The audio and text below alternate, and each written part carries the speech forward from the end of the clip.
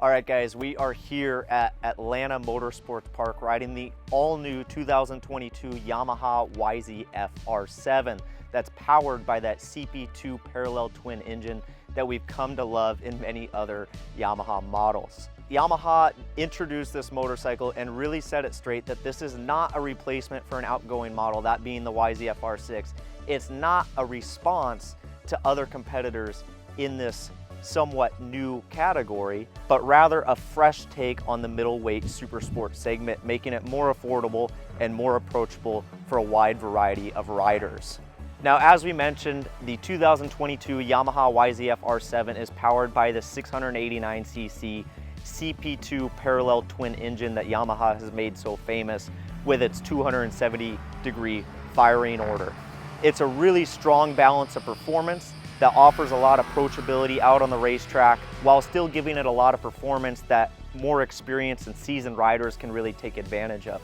Now, one thing to consider is that we threw up the 2021 Yamaha MT-07 on the Cycle World dyno recently. It produced 68 horsepower and about 46 foot-pounds of torque recorded on our dyno. Now, that's maybe modest power output figures, but you really have to look at it beyond that. Out on the racetrack, it's actually quite addicting. It's a really well balanced of power, like we said, that can welcome in less experienced or newer riders in an approachable package, but is still really addicting for seasoned riders, especially when you get a couple of these motorcycles out on the racetrack together. It is a very basic transition from the MT-07 with that power plant. The only difference being the assist slipper clutch that's used in this R7. It's actually the first time that it's ever been used in an R series model.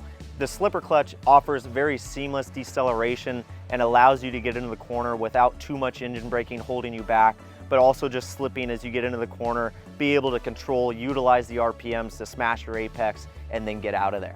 The biggest changes from this YZF-R7 in transition from the MT-07 actually have to do with the chassis, sharpening the steering geometry, making it more nimble, more sporty, but also bracing the frame, making it stiffer in the areas that it needs to be. Now, what that translates to is a very connected and planted feel out on the racetrack that gives you a lot of information of what's happening at the contact patches of those tires.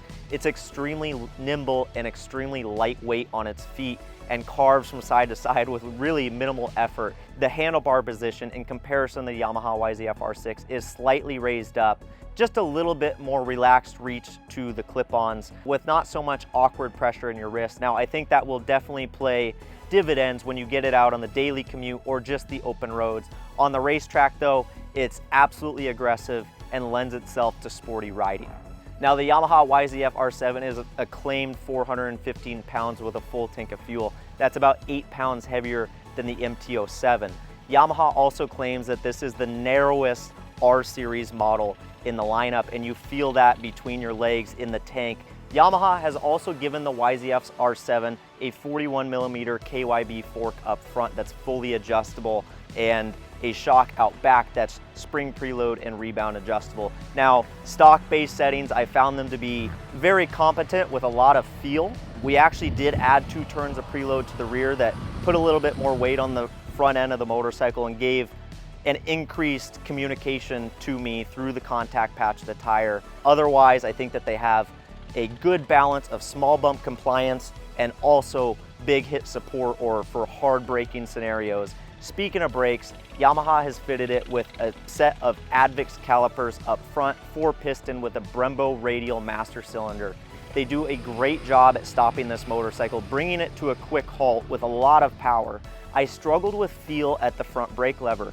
It was a sensation that I couldn't quite understand of how much power was actually being applied at the caliper and how much left there was to work with. ABS also comes standard on this machine, and I was really impressed by the logic behind it.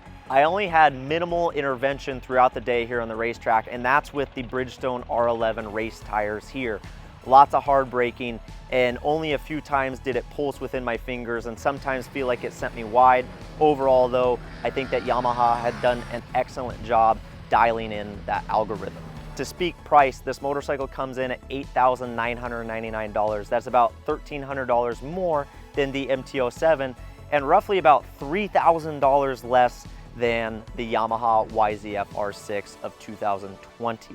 In my personal opinion, I think that lower cost of entry is going to get a lot of people back into the middleweight super sport segment, get people back out on the racetrack, maybe see them out in the canyons, on the twisties, or even take this motorcycle on the daily commute. I had a ton of fun out here at Atlanta Motorsports Park today, ripping around with my colleagues, and it was nice to experience a fresh take on that segment. Now, I also have to give kudos to Yamaha. It would have been very easy for them to throw a set of clip-ons on the MT-07, put a fairing on it, and call it a day. But what they've done is they've optimized that frame geometry, as we've talked about. They gave it a fairing, they gave it a slipper clutch, brakes, suspension, everything needed to make this motorcycle a potent middleweight super sport. All right, guys, there you have it, our first ride aboard the 2022 Yamaha YZF-R7. If you liked the video, be sure to like it, comment, we want to hear from you, and subscribe to the Cycle World YouTube channel. Head over to cycleworld.com, read the full story. We'll see you next time.